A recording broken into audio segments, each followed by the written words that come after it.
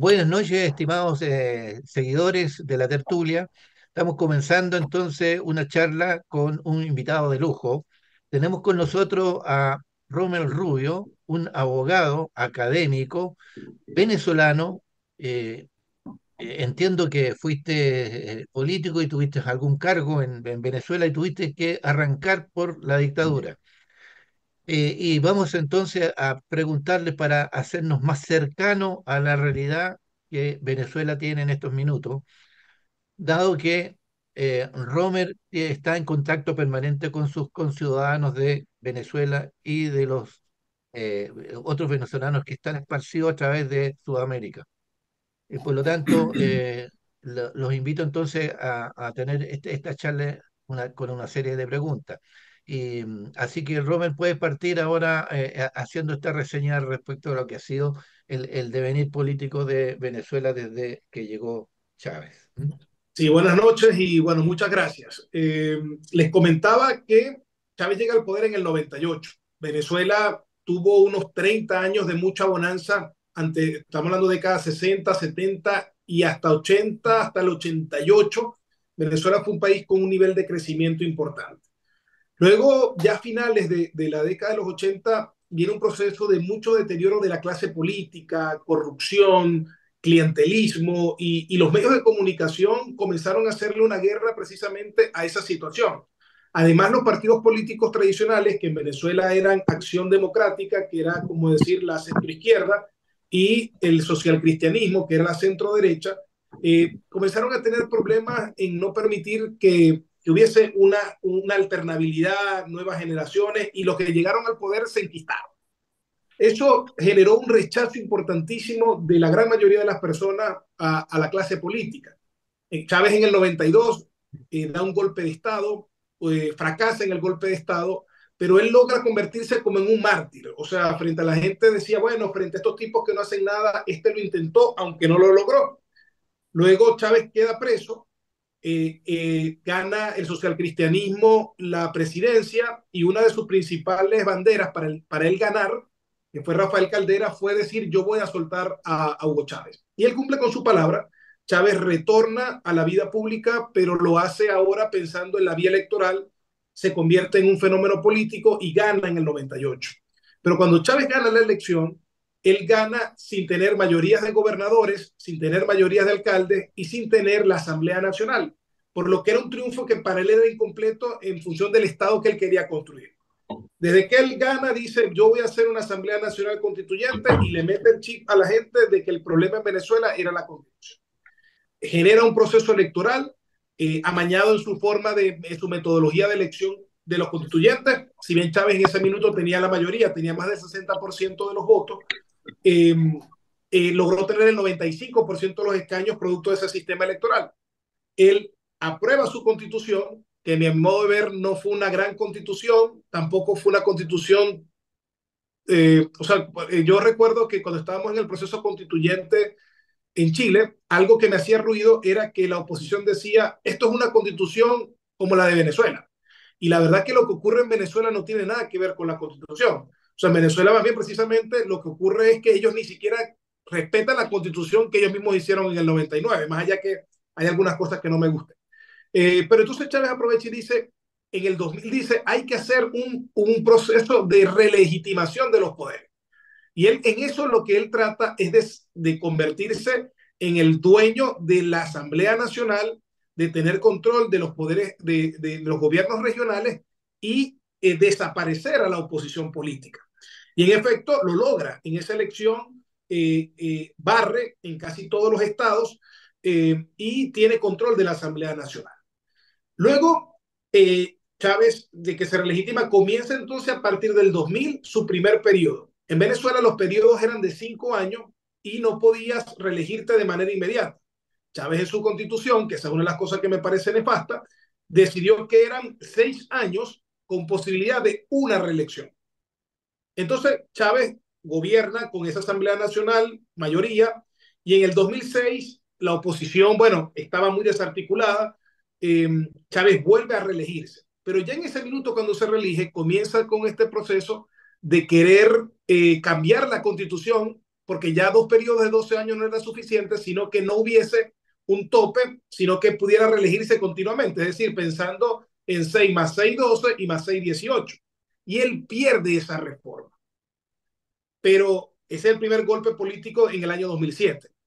Pero en el 2009, Chávez, violando la Constitución, eh, vuelve a preguntar algo que la misma Constitución prohíbe. O sea, la Constitución dice de que si un tema es refrendado a nivel popular y la gente lo niega, en ese periodo constitucional ya tú no lo puedes volver a pedir. Pues él lo pidió de otra manera y logró esa situación. En el 2012, no recuerdo ahorita, creo que a finales del 2011 a Chávez le detectan el cáncer, comienza todo ese proceso, pero acompañado de eso ya venía el país en un deterioro.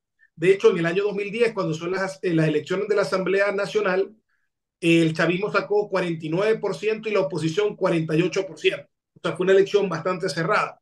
Cuando Chávez se lanza en el 2012 ya estando enfermo, es la primera vez que se lanza Capriles y esa elección, claro, en Venezuela las elecciones desde que Chávez estaba en el poder no fueron transparentes. Ahora, eso que ocurría en ese minuto se quedó en pañales a lo que ocurrió el domingo. Allí, ¿qué era lo que nosotros teníamos que enfrentarnos? Teníamos que enfrentarnos a toda la plata del gobierno utilizada discriminadamente para hacer campaña.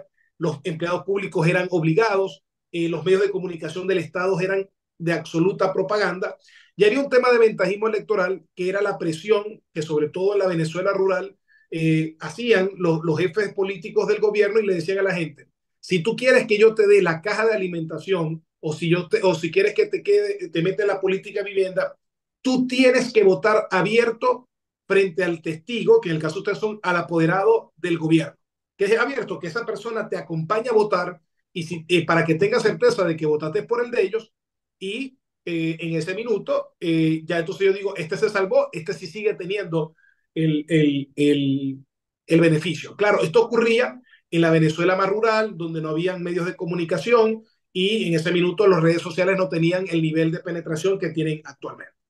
Entonces Chávez igual gana esta elección. Es la elección más cerrada, gana 54-46 y luego entonces dicen que Chávez se muere en abril de 2013 y viene la elección de Maduro.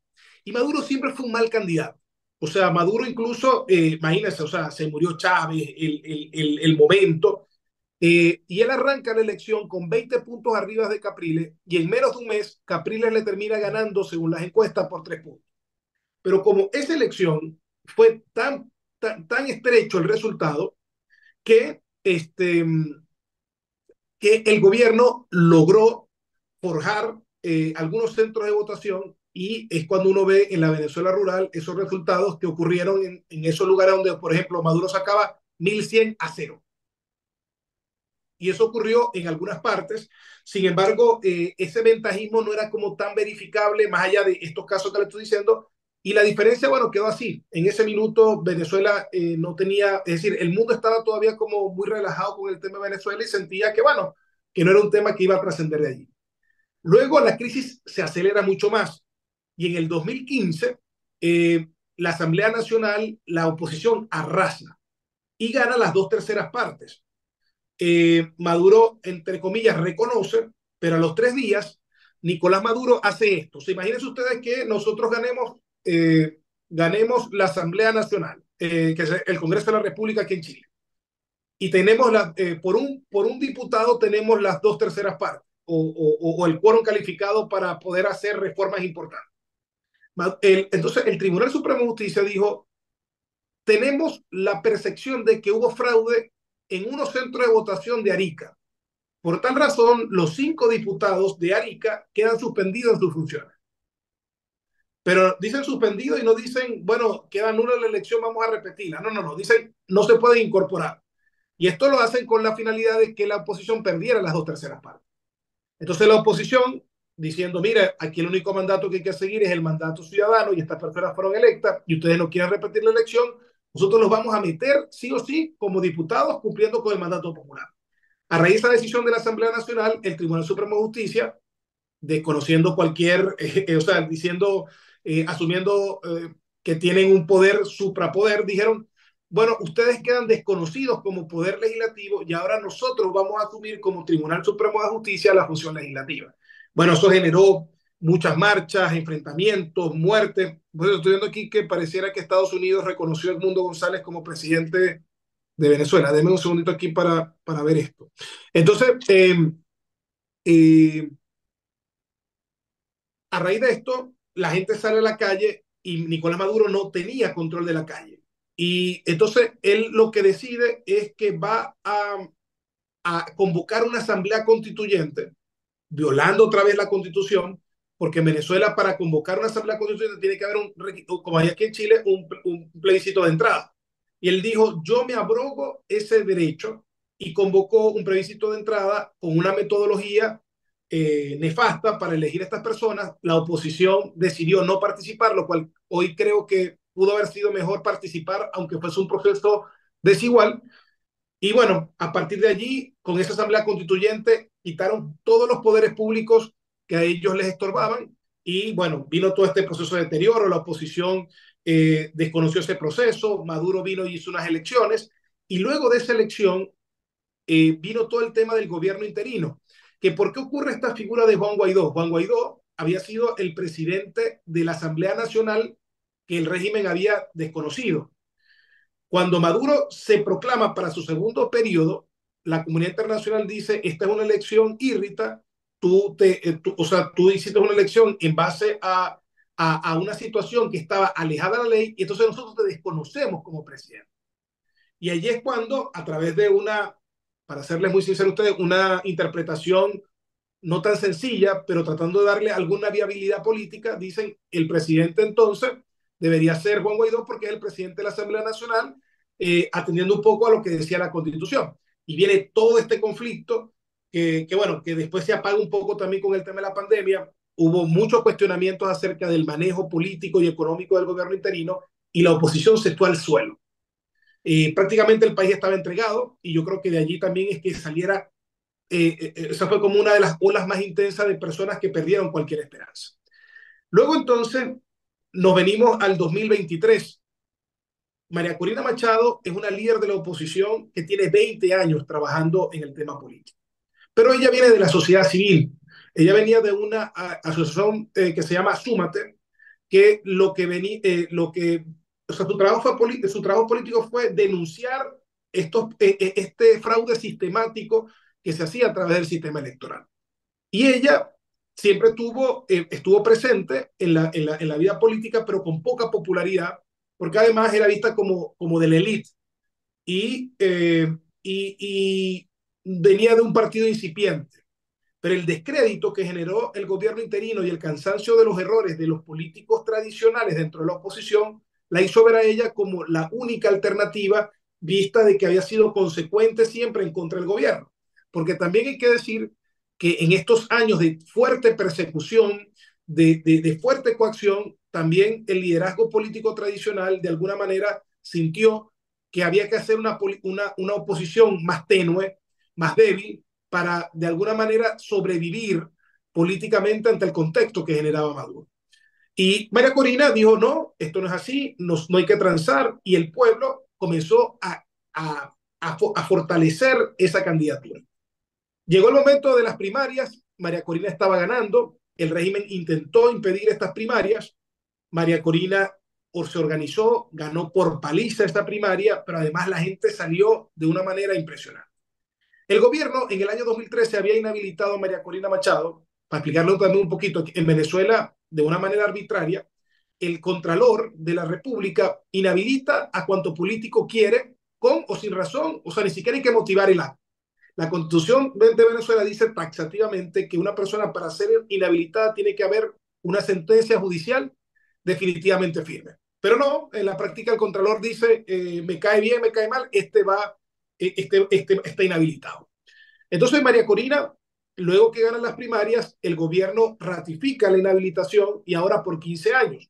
María Corina dijo, yo voy, yo voy, yo voy, yo voy, pero ella sabía que efectivamente el gobierno no la iba a dejar y unos 3 días antes de que se acabara el lapso de inscripción, ella dijo, yo no voy, pero va esta persona que es mi representación, que era la señora Corina Lloris. Cuando la señora Corina Lloris se presenta, el régimen dice, no nos da la gana. O sea, palabra más, palabra menos, no había ninguna razón por la cual ella no fuera, porque no estaba tampoco inhabilitada, pero el sistema no aceptaba su postulación. Y el régimen quiso inscribir a alguien de la oposición que está sumamente cuestionado, que es el gobernador de mi estado, pero que él siempre ha tenido como una posición complaciente frente al régimen. Y quiso decir, si ustedes quieren competir en esta elección, tiene que ser con este, o si no, no hay nadie. Y María Corina comenzó todo un tema a nivel internacional y allí el rol de Petro y de Lula fue importante. Ellos le dijeron a Maduro, o sea, ya es bastante, o sea, palabras más, palabras menos, es suficiente con toda esta grosería de arbitrariedades que hacéis para que también queréis poner el nombre del candidato. Entonces se tuvo que escoger a una persona que fuera totalmente desconocida, que además fuera una persona ya de avanzada edad, tratando de buscar como que Maduro decir el candidato que tenga menores condiciones para yo ganar la elección. Y este señor, que era un total desconocido, se convirtió en el candidato, una persona con una trayectoria diplomática importante, que tendría un perfil muy parecido al de Patricio Elwin, que ha tenido como roles de conversación en momentos importantes de coyunturas políticas. María Corina hizo una campaña extraordinaria. Esto fue una campaña sin un bolívar. O sea, increíble lo que les estoy diciendo, pero miren, María Corina y Edmundo, o sobre todo María Corina, no puede tomar un avión en Venezuela. Para ella recorrer el país tenía que recorrerlo en carro. Hubo más de 120 personas que fueron detenidas durante toda la campaña, porque si María Corina se bajaba en un kiosco a comerse una empanada, 5 minutos más tarde llegaba el SEBIN, que es como decir un cuerpo de inteligencia, y cerraba el lugar.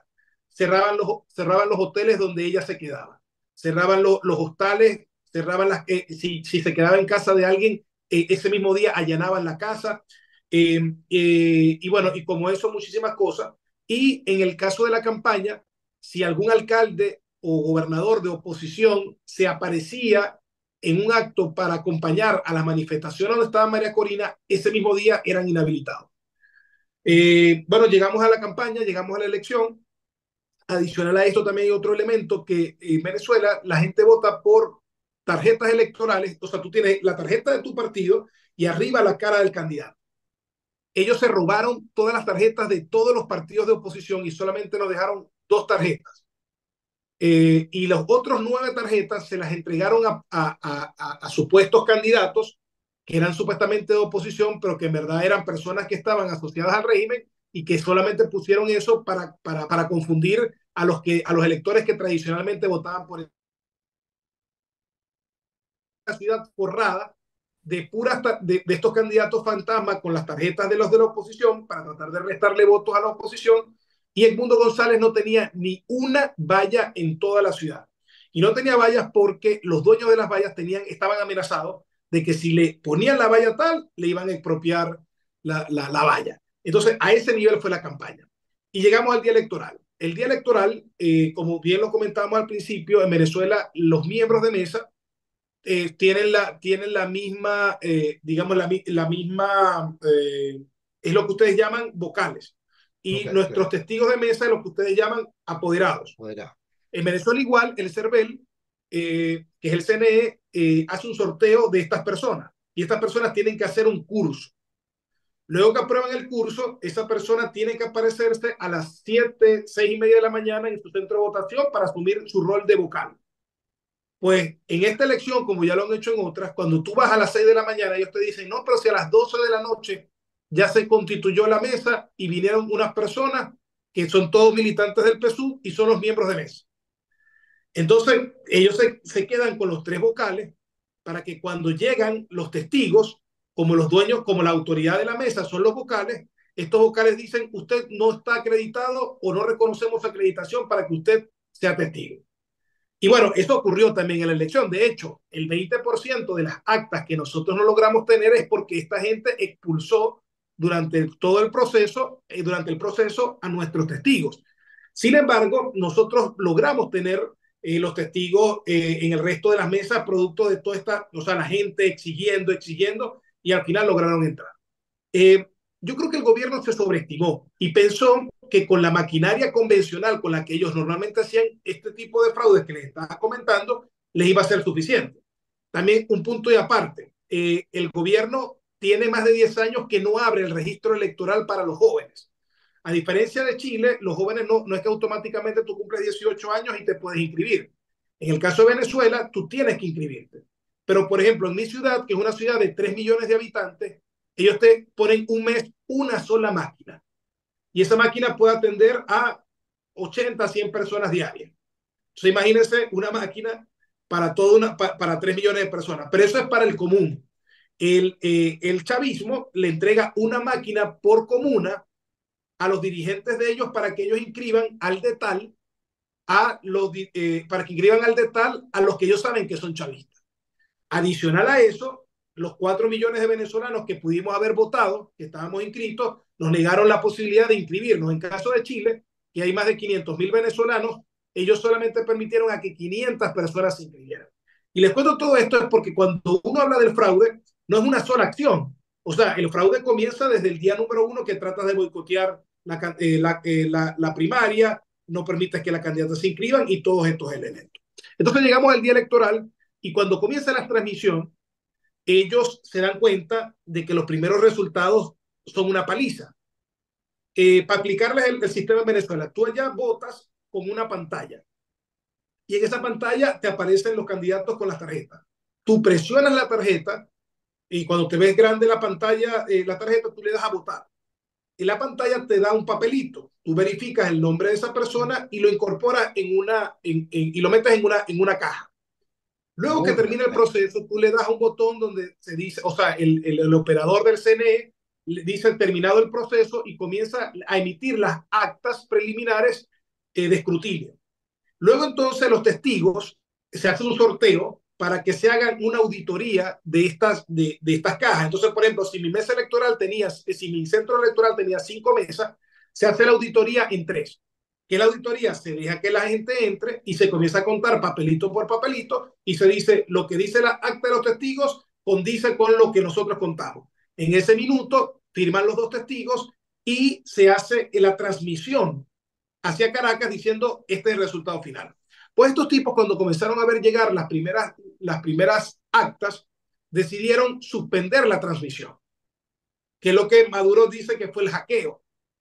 Y ellos intentan quitarle a nuestros testigos las actas que ya habían sido firmadas. Allí entonces es la orden que se les da a María Corina y le dicen, llévense las actas y traten de esconderlas como su vida. Y esas personas ya habíamos tenido también, pensando un poco en el plan B, de cómo poder escanear estas actas para poderlas tener como respaldo para cualquier situación. Y efectivamente, esta gente da un primer boletín, una mamarrachada, un boletín donde al día de hoy los venezolanos no saben, o sea, el régimen no ha mostrado una acta. O sea, ellos dicen que él sacó 7 millones, pero nadie sabe en qué estado, en qué municipios, en qué local ni en qué mesa.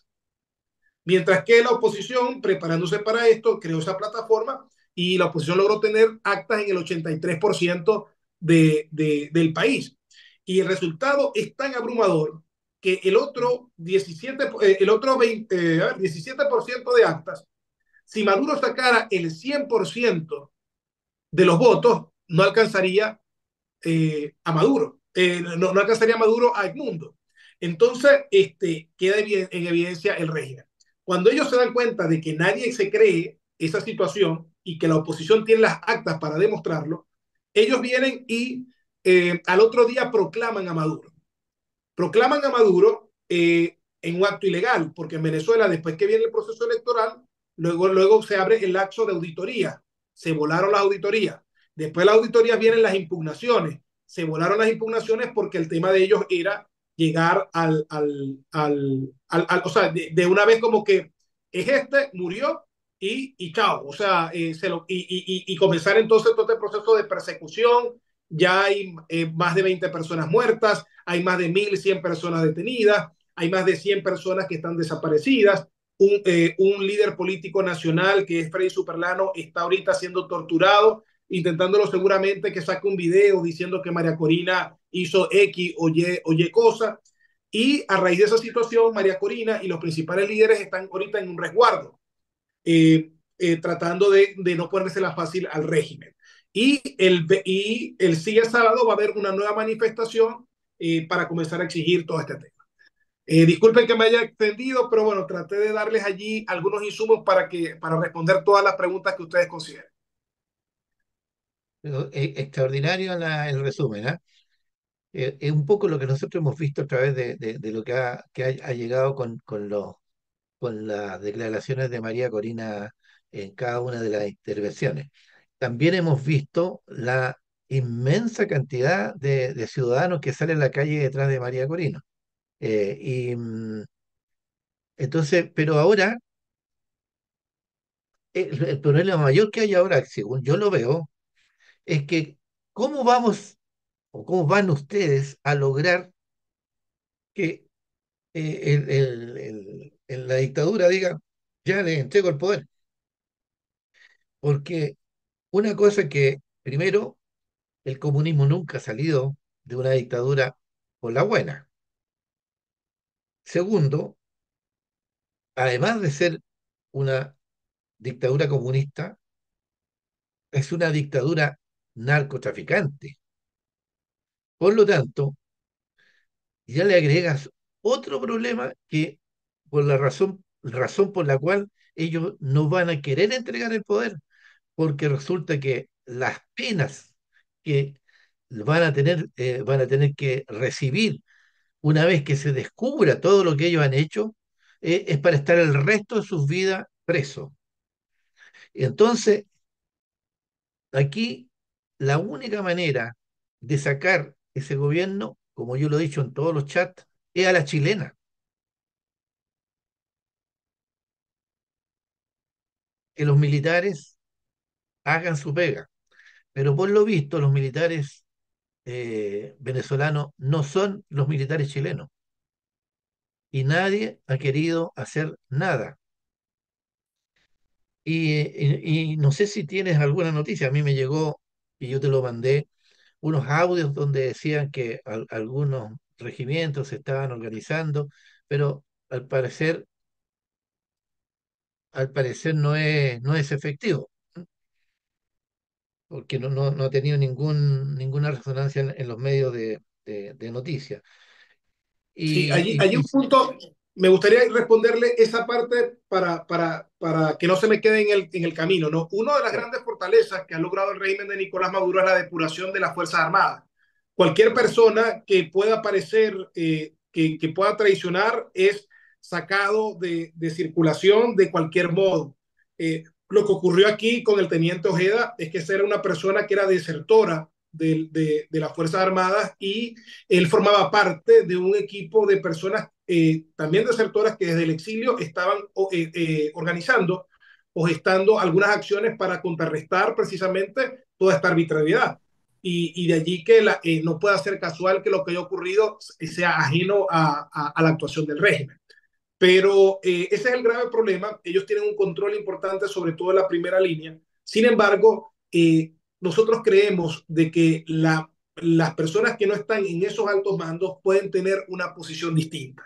Y yo creo que que sin eso, estoy de acuerdo contigo, no hay un quiebre posible. ya, ahora, ¿tú crees que, porque aquí vamos a seguir tirándole arrocito a este cuento, a esta comida que tenemos? Eh, Estados Unidos también tiene un problema grave. Nosotros tenemos un problema grave porque hemos recibido una inmigración que no somos capaces de soportar. Ni Brasil, por lo más grande que sea, que creo que tiene la mayor cantidad, se le ha hecho un problema recibirlo. Tienen todas las ganas de recibirlo, pero se le ha hecho un problema. Igual le ha pasado a la Argentina, a Perú, ni hablar, Colombia, Ecuador y a Chile también. ¿Ya? Estados Unidos también tiene un problema, que también ha tenido eso. Claro que Estados Unidos es más grande, pero a ellos les molesta más, porque los americanos son más racistas en realidad, para no usar la otra palabra. Entonces, la salida que tiene Estados Unidos es decir, bueno, yo soy defensor de la libertad y soy defensor de la democracia. Entonces, ¿qué posibilidades tiene que Estados Unidos mueva la flota, la sexta flota creo que, y se coloque entre Cuba y Venezuela y la primera acción que tiene que decir, bueno, señor, negociemos, pero con la flota ahí?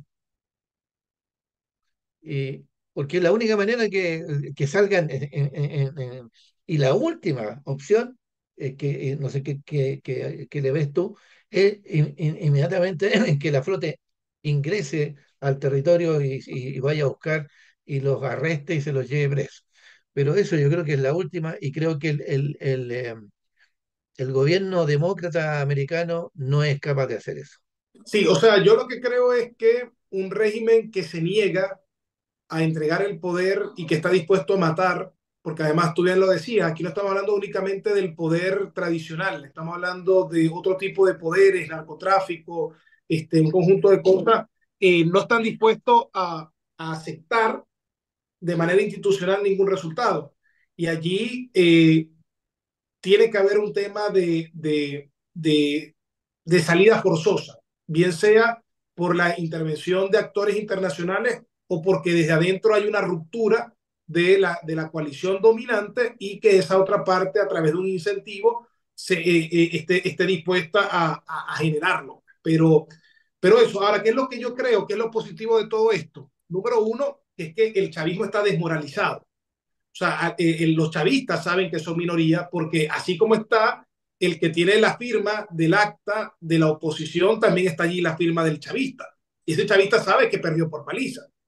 Entonces, allí hay un proceso importante que los deteriora a ellos también institucionalmente, pero yo creo que solos no podemos. Y yo creo que el tiempo juega en contra de la oposición porque en la medida que se va normalizando, de que la gente se va acostumbrando, ahí lo que va a ocurrir es una desidia, la gente va a comenzar otra vez a decir, ya aquí no hay ninguna salida, porque honestamente, después de esto, el que diga que hay que votar, porque no, o sea, ya no, o sea, no es posible. Entonces ya la vía electoral se cerraría frente a este grotesco fraude, ya la situación pasaría a un nivel lamentable y con grandes implicaciones para la región, porque bien lo decías, o sea, el tema de la migración, más allá de los grupos que yo sé que son grupos minoritarios que generan ese nivel de hostilidad, también estamos hablando de que nuestros países no son países de primer mundo, o sea, son países que tienen sus propios problemas y que atender a personas que por muy buenas intenciones o personas que hayamos llegado por la razón más legítima que tengamos, llegamos con niveles de precariedad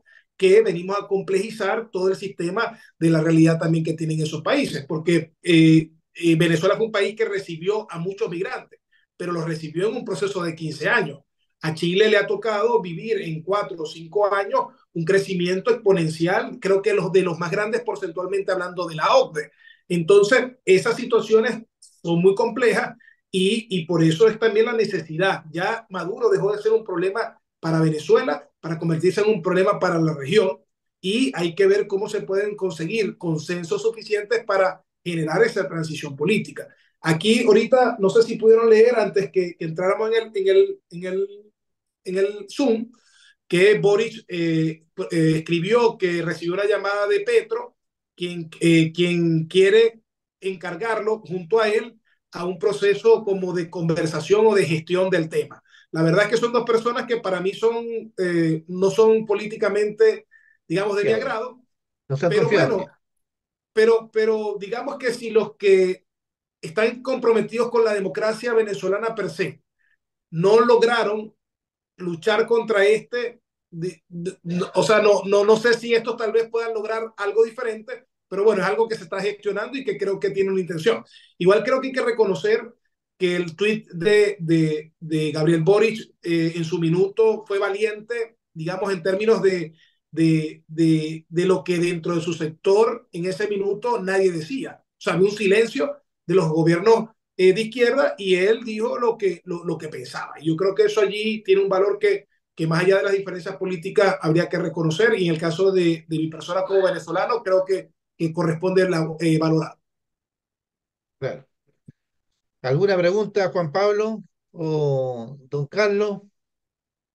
o Cristian No sé, o Melissa. ¿Mm? eh, yo, ¿me Sí, escuchan? sí, te Sí, escuchamos.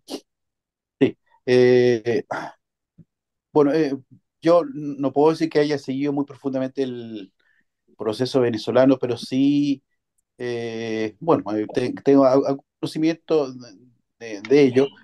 Y lo que a mí me ha tocado ver bueno, todos estos años ha sido periodos de crisis política, pero lapsos importantes de protesta social que ha sido generalmente aplastada con violencia. eh, eh,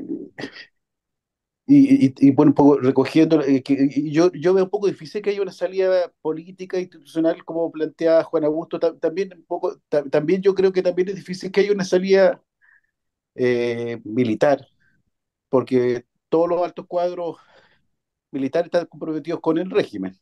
Podría haber quizás algún tipo de insurrección de mando medio o cuadros militares de bajo rango, pero eso no creo que tendría alguna salida. Y tampoco veo un compromiso de la comunidad internacional de que este proceso tenga un cambio importante. Y bueno, ahí lo que decía Romer recién de que estamos en un momento que es crítico, pero que este momento va a pasar. Hay una gran atención puesta en Venezuela, incluso si uno ve hasta el mismo Elon Musk se ha hecho varios comentarios y se ha concentrado harto en el tema venezolano, pero eso va a pasar. Y mi pregunta que quería hacerle a Romer es si, aunque pueda parecer un poco mala onda o pesimista, ¿hay razones para ser optimista respecto de algún cambio, considerando que yo no veo factores o actores relevantes que hicieran un cambio político de lo que está pasando en Venezuela? mira, ya el hecho de que ellos sean los que tienen las armas y que nosotros estemos solamente con herramientas civiles, ya eso es una pelea bastante desigual y donde el que tiene las armas tiene las mayores probabilidades. Ahora, yo creo que es el momento político de mayor posicionamiento y organización de la oposición venezolana en la historia. Ahora, si eso es suficiente, no lo sé. Eh, ¿Qué cosas hay? El liderazgo de María Corina Machado es una cosa que ahorita es casi que eh, una cosa mesiánica. Es decir, o sea, María Corina, a diferencia de Guaidó, por ejemplo, para comparar algunos procesos, Guaidó fue una persona que fue presidente porque le tocó ser presidente de la Asamblea Nacional, porque a ese partido, que era un partido relativamente pequeño, le tocaba el cuarto periodo. Pero, o sea, Guaidó se puede comparar con Edmundo, que eran dos desconocidos para el proceso. Pero María Corina, o sea, María Corina más o menos para ponerle, María Corina el día antes de la elección puso un video dando ciertas instrucciones. Ese video a las 5 horas tenía 1.400.000 likes. María Corina, debe ser de las líderes políticas hoy con mayor nivel de difusión. Y alguien dirá, bueno, pero las redes sociales, lo que pasa es que las redes sociales en Venezuela tienen un poder mucho mayor que en el resto de los países porque no hay prensa libre. Entonces, al no haber prensa, la gente se informa es por las redes sociales. Ahora, María Corina hasta el minuto se ve bastante estratégica. Ella le ha ganado varias veces, o sea, ella le ha ganado ya tres rounds al gobierno en esta. O sea, cuando el gobierno le hizo todo para que no hiciera las primarias, ella lo logró. Cuando el gobierno dijo, voy a inscribir a este tipo como contrabando, ella se movió y lo logró. Y ahorita cuando el gobierno dijo, es que ustedes no tienen las actas, pues la tipa no sé cómo hizo honestamente para tener el 83% de las actas, pero lo logró. Entonces yo creo que, y además el régimen con María Corina también tiene un tema, que el hecho de ser mujer la favorece, porque no es lo mismo golpear, no es lo mismo meter preso, no es lo mismo tal a un hombre que a una mujer. Entonces, allí hay ciertos elementos. Ahora la pregunta es si es lo suficiente, no lo sé. Solo sé que tenemos más cosas que las que hemos tenido en otras peleas que hemos perdido.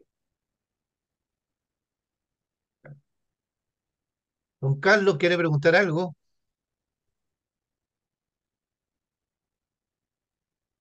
Está muteado, tiene que ponerle el micrófono.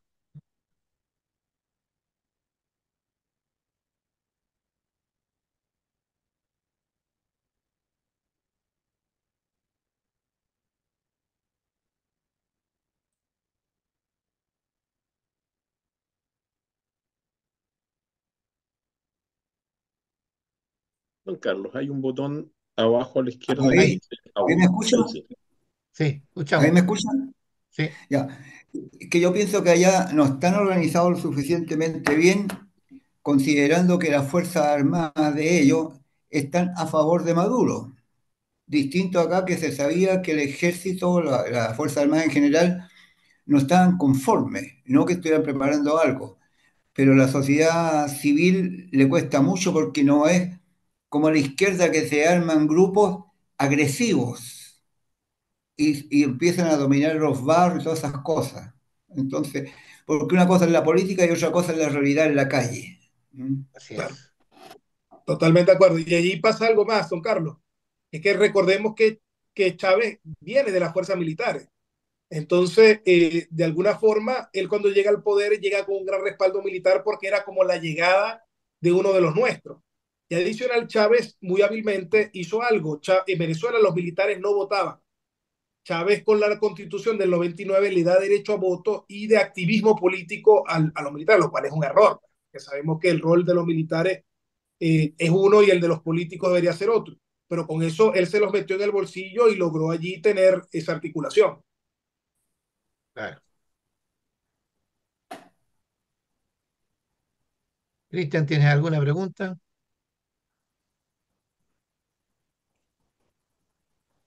¿Estás muteado también? Ahí se Ahora sí, escucha, ¿o no? ahí sí. Sí, Mira, a mí me produce una tremenda preocupación esto, Juan Augusto. Muy de acuerdo con el caballero venezolano, pero igual me deja preocupado porque eh, estoy viendo, ¿no es cierto?, de que la izquierda, y no solamente en Venezuela, sino que en otros países también, está logrando algo que hace años atrás no lo hubiéramos creído, ¿ya? Que es tomar el poder y retenerlo sin argumentos y sin racionalidad, usando tácticas que escapan a la razón, ¿ya? Y nosotros, en cambio, seguimos creyendo que esto de llegar al poder es una cosa de los mejores, de los que tienen mejores argumentos, de los que se presentan mejor, y eso ellos ya lo superaron, incluso lo están haciendo en Estados Unidos. Porque ya veo que nosotros siempre creíamos que la democracia americana era racional, pero en este momento hay una situación súper peligrosa porque es muy probable que Kamala le haga una tremenda pelea a Trump, no siendo racional, sino que siendo simplemente una mujer buena para la sandunga y que logra identificación con otras mujeres que también son buenas para la sandunga, ¿ya? Y yo siento que todo este movimiento chavista de Venezuela nunca ha sido racional. De hecho, destrozó la democracia venezolana y ahí están, llevan 25 años destrozando la democracia venezolana y nadie los puede sacar de ahí. Es una cosa impresionante, ¿ya? Pero eso demuestra que ellos dominan todas las técnicas de destrucción, digamos, para arremeter sobre el poder político que son extra racionales. El caballero venezolano lo dijo, ellos tienen las armas, ellos tienen el narcotráfico, ellos tienen la plata, ellos no tienen ningún problema en nada, cometen un fraude descarado, ¿ya? ¿Y cómo responden?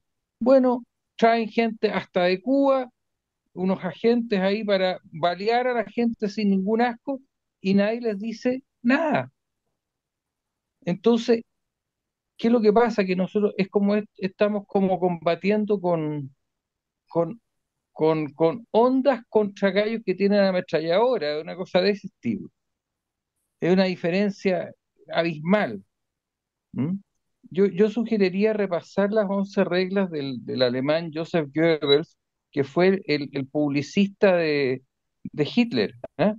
Las 11 reglas de la propaganda para tomarse el poder, que son de un descaro y de una amoralidad impresionante, pero que les dieron resultados.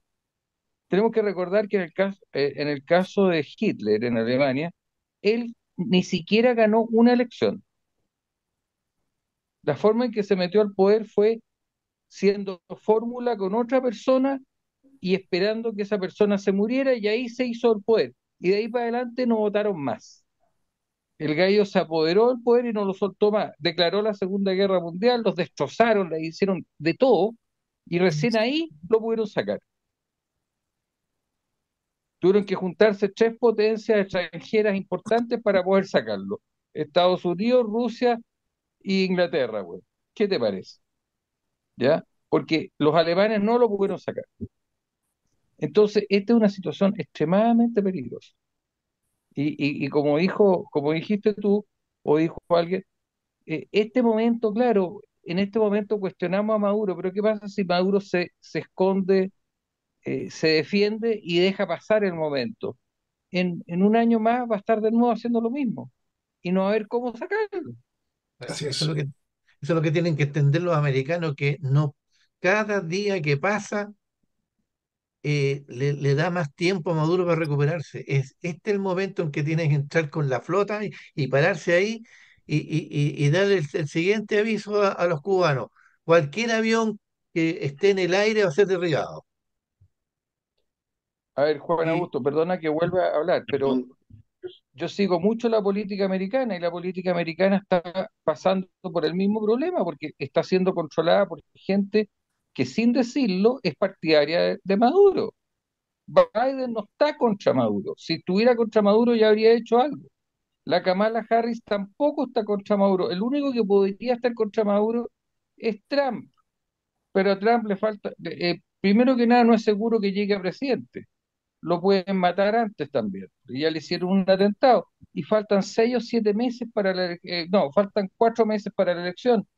Entonces, en esos 4 meses Maduro se puede afirmar. Sí, yo, la verdad es que mi gran reflexión de todo esto, y por eso me importa mucho conversarlo con ustedes, es que la democracia tiene muchos defectos, pero nada peor que perderla, y nos damos cuenta cuando la perdimos, ¿no? Y yo Claro. creo que Chile tal vez no hemos estado en estos últimos años al borde de perderla. Y bueno, yo creo que al final la racionalidad y también un poquito de la ayuda de Dios nos ha permitido no hacerlo. Pero, es decir, yo no tengo duda que Jadwe, que en algún minuto estuvo encabezando las encuestas, hubiese sido una persona terrible en la presidencia de la República. El proyecto este constituyente, ese bodrio que había, era un tema sumamente peligroso. Y bueno, no sé qué tan de acuerdo van a estar conmigo, pero creo que también en algún minuto algunos sectores de centro izquierda, eh, han demostrado tener compromiso con la democracia y han estado de este lado cuando ha correspondido y ha permitido tener el balance suficiente para ganar estos procesos. claro, Pero, pero a veces en política esa altura de mira no está presente.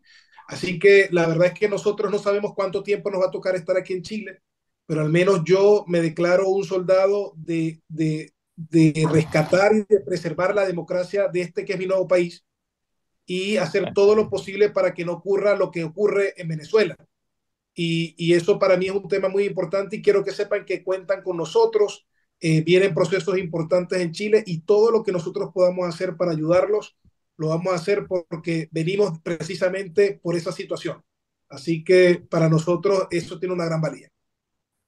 y bueno, perdón, Rommel, ¿tú yo creo crees que que podríamos trabajar en conjunto? Porque de los 500.000, dicen que son más, como cerca de 800.000 venezolanos que hay acá. ¿Cuántos de esos tienen más de 5 años y están en condiciones de votar? Mira, Es, les voy a compartir una información que salió reciente, creo que fue en el Mercurio, porque ya van a votar para las elecciones municipales, van a votar 180.000 venezolanos, una miércoles. lo cual es un número, digamos, frente a 12 millones, termina siendo un número chico todavía, pero el tema del voto venezolano es que está muy concentrado en unas 5 comunas. Santiago, por Entonces, ejemplo. por ejemplo, Santiago Centro. independencia. Esas dos, el voto venezolano es determinante. Y son dos comunas estratégicas y que yo creo que puede ser, pueden ser el punto ese punto adicional para terminar de derrotar a la izquierda en esos dos espacios. No, pero de eso pudiera compartir con ustedes en otra oportunidad, puede ser en unos 15 días, 21 días, porque yo tengo preparada una presentación sobre el voto migrante y dónde el voto migrante puede ser decisivo para las elecciones municipales. Perfecto. Tú me dices cuándo está y hacemos otra tertulia para que no se exprese todo el trabajo que tú hiciste. ¿M? Bueno, Puedo hacer Quería, una pregunta. Cristian, Estoy en el ¿Puedo decir programa. algo? Le quiero Eh, agradecer al amigo venezolano todo lo que ha dicho y su compromiso con la democracia chilena. Solamente quería decir que efectivamente hubo un momento en los últimos 5 años en que yo temí que la democracia chilena se iba a perder. ¿Mm? Y ese momento fue poco antes del plebiscito, el plebiscito llamado de salida del mamarracho. ¿Mm? El famoso 4 de septiembre del 2022.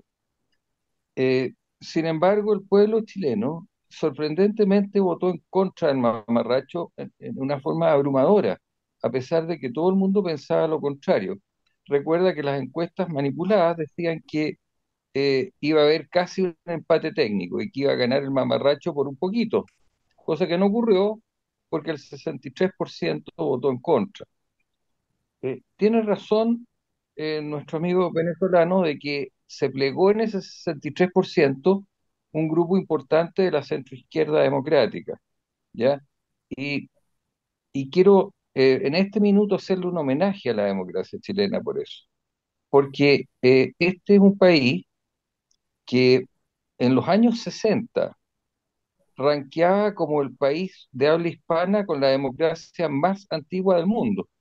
Nosotros teníamos más años de democracia que España, más años de democracia que Alemania, más años de democracia que Italia, ¿m? Y de democracia relativamente ininterrumpida desde la Constitución de 1833 del gran Diego Portales y Andrés Bello. Entonces, yo pienso que la democracia está metida en el ADN de la ciudadanía chilena de una manera bastante más profunda de lo que la gente cree. Y fue ese espíritu democrático que los chilenos tienen el que votó el 4 de septiembre del 2022 en contra de la Constitución comunista. Y ese resultado me dejó a mí la sensación de que es muy difícil en Chile, por la buena, meter una Constitución comunista. Solamente puede ser por la mala, ¿ya? claro, Y en ese sentido, efectivamente, el país tiene una tradición democrática. Y eso me deja de alguna manera más tranquilo que antes. ¿Mm? así es, Ahora, de acuerdo. nuestra izquierda está tratando de hacer todo lo posible por romper esa tradición democrática. Yo no digo, está también asociándose con los narcos, está tratando de alterar la composición democrática, digamos, de los votos. Espero que la ciudadanía venezolana que se ha incorporado a Chile no sea funcional a ese proyecto, ¿ya? Sino que más bien calce con la tradición democrática antigua chilena. Y bueno, que sea lo mejor. ojo que Solamente hay, quería decir claro, que Chile tiene una historia y que esa historia se refleja. ojo que hay dirigentes y diputados de la centroizquierda que están pidiendo, mira lo que están pidiendo, el derecho a votar en conciencia, para no tener que votar por los comunistas y por el Frente Amplio en aquellos lugares donde en aquellos lugares se haya elegido a un candidato de los que no apoya a la democracia venezolana. Ujú. Fíjate lo que están pidiendo. Le están pidiendo a su propio conglomerado que permíteme tener yo un voto de conciencia. Por lo tanto, no puedo votar por alguien que está contra lo que ha ocurrido en Venezuela y contra el pueblo venezolano. Y yo soy PPD, yo soy socialista, dice, pero yo no voy a votar por el Partido Comunista, no voy a votar porque tengo un efecto de conciencia para votar. Lo están diciendo varios diputados. Entonces, por eso que digo que Venezuela nos está ayudando en este minuto para las próximas elecciones. Totalmente, totalmente. Bueno, mis amigos, quedamos Ya, entonces en contacto, los dejo para que sigan ya, conversando y como saben, bueno, estamos en contacto y para mí todo lo que pueda hacer será siempre hecho con mucho gusto. Con en gusto, 15 estamos a días, la orden. sí, en 15 días nos vemos para ver ese trabajo que tienes tú dónde va a estar, porque yo Ah, por por lo menos cierto, antes que se me olvide, el día lunes tenemos un evento en la Universidad Andrés Bello, en la sede de Bella Vista, donde ya, van a haber tres personas, entre eso mi persona, hablando sobre la crisis de Venezuela y los posibles escenarios. ya, Hay que registrarse. Le voy a pasar el link para ya, que lo puedan ver allí y para mí un placer poderlos ver y conocerlos presencialmente ese día de personalmente. ser posible. Perfecto, vamos a tratar el lunes, ¿eh? Ya, Es vamos a tratar lunes a las 7 de la noche. a las 7 de la tarde, vamos a tratar de estar ahí. ¿M? Perfecto. Muchas Ya, gracias. Que estén muy ¿por bien. qué? Igual. Que te, cuídate. Muchas gracias Muchas gracias. por la asistencia a todos.